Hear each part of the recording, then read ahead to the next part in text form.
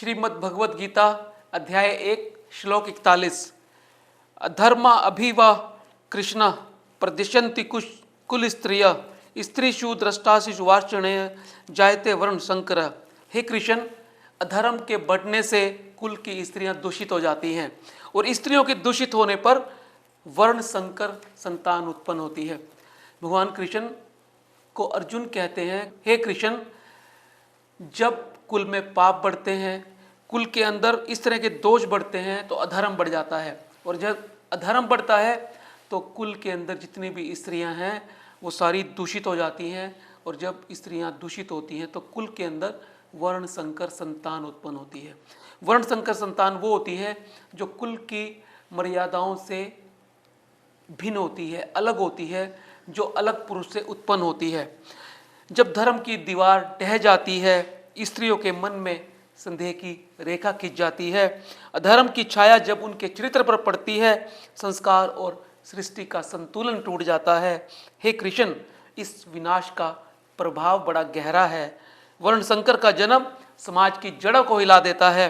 यह केवल युद्ध नहीं, यह धर्म और समाज का पूर्ण पतन है। श्लोक 42।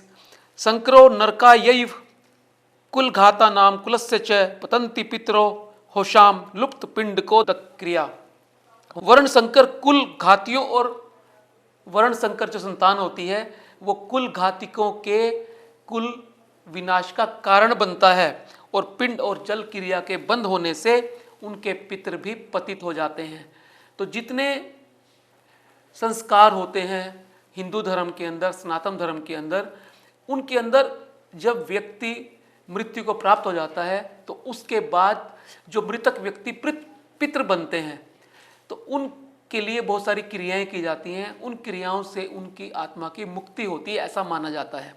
और जब वर्ण संकर पैदा हो जाते हैं तो वो सारी की सारी क्रियाओं को बंद कर देते हैं, और उन क्रियाओं के बंद होने से, उन तर्पणों के बंद होने से आत्मा की शांति और मुक्ति नहीं होती है, जिसकी वजह से वो जन्मों जन्मों तक पाप के अधिकारी बने रहते हैं। वर्ण संकर का जन्म नरक का द्वार खोल देता है। कुल का गौरव मानो धूल में मिल जाता है। जो पितर अपने वंश पर गर्व करते थे, अब उनकी आत्माएं व्याकुल हो उठती हैं। लुप्त हो गए वो संस्कार जो पीढ़ियों को धर्म से बांधते थे। यह पतन केवल जीवन का नहीं, यह पुरुषों के आदर्श का अंत है। श्लोक 43। दोषई रति कुल घाता नाम वर्ण संक्रह कारक उत्साधन ते जाति धर्मा कुल धर्माश्च शाश्वता। जो वर्ण संकर उत्पन्न हुए हैं और कुल घातियों के दोषों के कारण ये जाति का भी और कुल का भी संपूर्णतः विनाश कर देते हैं, जिससे कुल धर्म पूर्णतः खत्म हो जाता है। दोस्तों, जब वर्ण संकर उत्पन्न होते हैं, जैसे हमने पिछले श्लोक में देखा था कि वो कोई भी तर्पण नहीं करते, और तर्पण ना करने से जो हमारे पितर होते हैं उनकी मुक्ति नहीं होती। और जब इस तरह का संस्कार परिवार के अंदर बन जाता है तो वो पूरा का पूरा कुल और जाति धीरे धीरे पाप के गर्त में समाता जाता है, और एक समय ऐसा आता है जब उस कुल का और जाति का विनाश हो जाता है। वर्ण संकर का उदय केवल एक त्रासदी नहीं है, यह जाति और कुल के धर्मों का पूर्ण विनाश है। शाश्वत परंपराएं जो सदियों से चली आई हैं वे एक पल में ध्वस्त हो जाती हैं।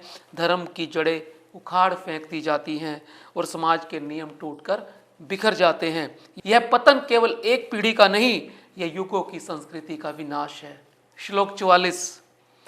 उत्सन कुल धर्मा नाम मनुष्य नाम जनार्दन नरके अनियत वासो भवतीय अनु शुश्रूम।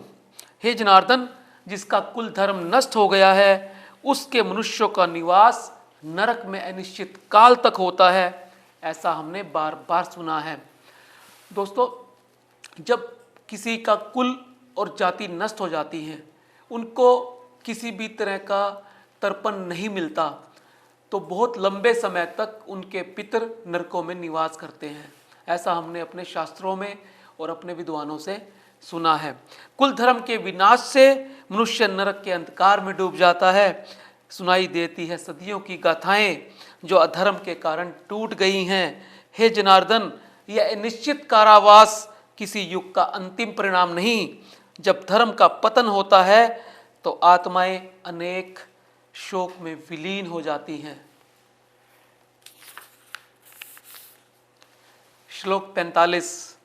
अहो बत महत् पापम कर्तु व्यवसिता वयम यद्राज्य लोभेन हंतु स्वजनम उद्यता।